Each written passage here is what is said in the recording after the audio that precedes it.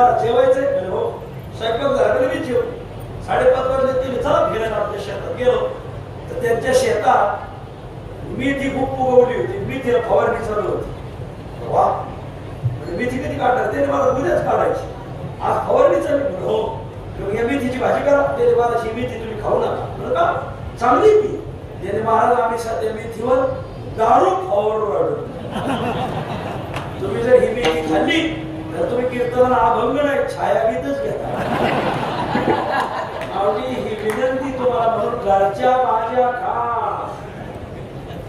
जगात सर्वात श्रीमंत म्हणतात 5 स्टार हॉटेलला जेवतो तो नाही बायकोच्या हातचं खातो तो जगात 1 नंबरचा श्रीमंत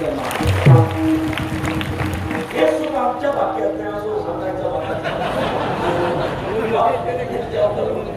तुम्ही वारकरी जेव घालता हेच म्हणजे असो काही जसा कीर्तनकार झाला 2007 ला वारकरी शिक्षण संस्था तसा कीर्तन करतो पण आमच्या गाडीला कधी हॉटेलही माहित नाही ढाबाही माहित नाही आतापर्यंत फक्त पिण्याचं पाणी कुठेतरी घ्यायचं आजही वारकरी संप्रदायाचे चांगलं पुण्य आहे महाराज ज्याच्या दारात तुळस आहे ना तिथं तुमची ओळख जरी नसली फक्त तुम्ही तिथे गाडी उभी करायची कीर्तनकार आहे पण त्या माऊली माझ्या आई भूक लागली मी कीर्तनकार आहे गायक आहे वादक आहे मला जेव घाला आजो काही ज्ञानोबा आहे तुकोबराने असं पेरलेलं आहे मला ओळख नसते फक्त दारात तुळस पाहिजे तुम्ही फक्त पुढे कीर्तनकार असो गायक असो वादक असो त्या घरात सांगा बघतो ती माऊली म्हणत महाराज अर्धाच तास थांबा तुम्हाला लगेच 2 भाकरी थापून खाऊ घालते ही ज्ञानोबा आहे तुकोबराची पुण्य आमचे गडबडी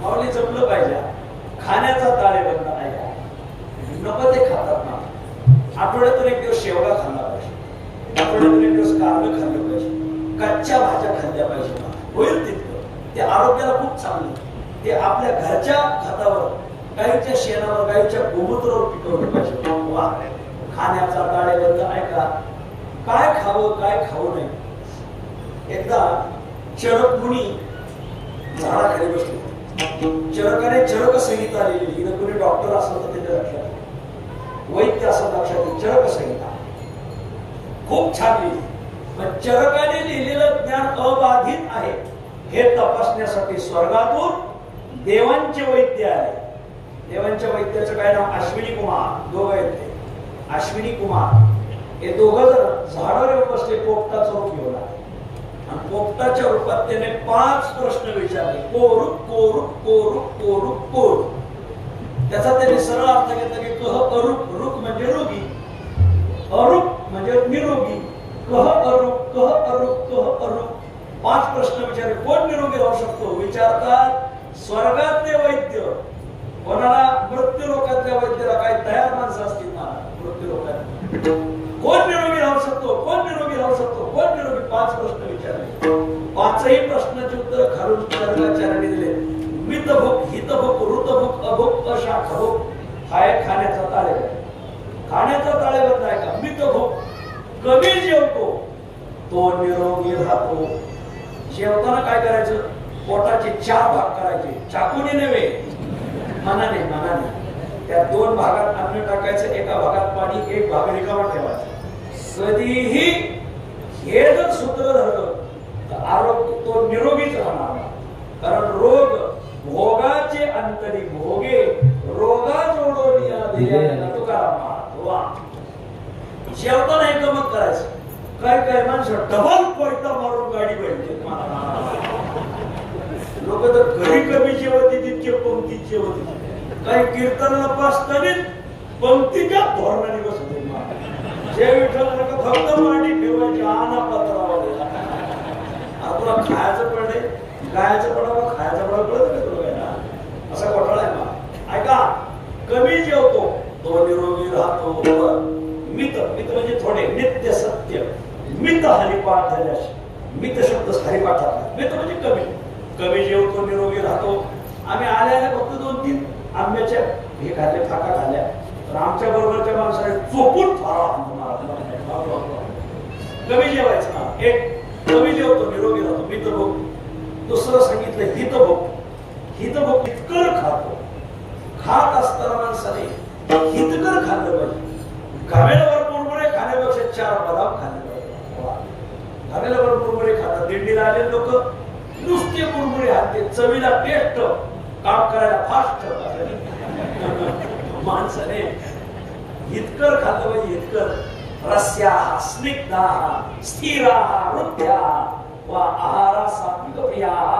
भगवंताने सात्विक आहाराची त्या लक्षण दे बसवली असं. स्थिर आहार हृदयाला स्थिरता देणारा असं. रस्या स्निग्धाः, हे स्निग्ध म्हणजे तुपाने बनवलेला असा मोहनघास. श्री विठ्ठल महाराज घोडे सांगितले मोहनघास खाल्ला पाहिजे. खाण्याची एक पद्धती आहेत ना, ऐका संपला माझा विषय. आहार हा सात्विक प्रिया, सात्विक लोकांचा आहार आहे. बर, खाण्याचा ताळेबंद. मितभोग, कमी जेवतो निरोगी राहतो. हितभोग, जो हितकर खातो निरोगी राहतो. वृद्धभोग, वृद्धभोग म्हणजे वेळेत जेवतो निरोगी राहतो. पाहुणे जेवायला वेळा ठरवलं का? आतापर्यंत तुम्ही सगळ्यांना वेळ दिली, आता तुम्हाला वेळ द्यायची. 50 पर्यंत शरीर आपल्याला सांभाळतं, 50 नंतर आपण शरीराला सांभाळायचं. कधी ध्यानात करायचं? वेळेत जेवायचं, वेळेत. आम्ही रात्री कीर्तन संपलं, रात्री निघाल्यावर जे हॉटेल दुपारी रिकामी राहतात, सकाळी रिकामी राहतात, ती हॉटेल रात्री भरलेली राहतात. आम्ही रस्त्याने चालता चालता पाहतो हॉटेल पुढे खूप गाड्या लागतात. रात्री 2-2 वाजता लोक जेवत येतो. ही जेवायची वेळ नाही. आमच्या नगरला जाधव वैद्य राहतात, जाधव वैद्य, डॉक्टर महाराजांचे भाऊ आहेत, विलास तुम्ही ओळखता. त्यांनी सांगितलं रात्री 10 नंतर घेतलेला आहार हा तुमच्यासाठी नसून आमच्यासाठी आहे. म्हणजे तुम्ही लवकरच रोगी होता तर दवाखान्यात दाखल होता. जेवताच्या वेळा ठेवा, जेवणाच्या वेळा वेळेत जेवलं पाहिजे. मितभोग, कमी जेवतो निरोगी राहतो. हितभोग, हितकर खातो निरोगी राहतो. ऋतुभोग, वेळेत जेवतो निरोगी राहतो. पुढे सांगितलंय अशाखभोग, कमी भाज्या खातो निरोगी राहतो. हल्लीच्या भाज्यांवर खूप रसायने मारलेलं आहे. भाज्या टिकत सुद्धा नाही. काय भाज्या होत्या मला आमच्या लहानपणी? टोमॅटो अशी छोटी छोटी राहायची, किती छान लागायची. वांगी छोटी छोटी राहायची. काय घरात जर वांग्याची भाजी केली तर अख्ख्या गल्लीत वास यायचा. आता वांगे मांडीमध्ये वांग्याची नाही. एका बाईनी मालकाला वांग्यानेच आणला. मी म्हणाले वांग्याच्या बागेत आणला असं. मला एकदा सांगितलं वांग्यानेच आणलाय, वांग्याचा फोटो आला पेपरला, वांग्यानेच मालक आणला. असो, असे आहेत काय काय महिला इथल्या सोडून मांडवातल्या धरून. ऐका अशाखा हो, हल्लीच्या शाखा म्हणजे भाज्या खूप संकलित झाल्या, खूप रसायन असं आहे. आणि अभूक शेवट तसं कोण निरोगी राहतो? अभूक, अभूक म्हणजे काय? खातच नाही निरोगी राहतो.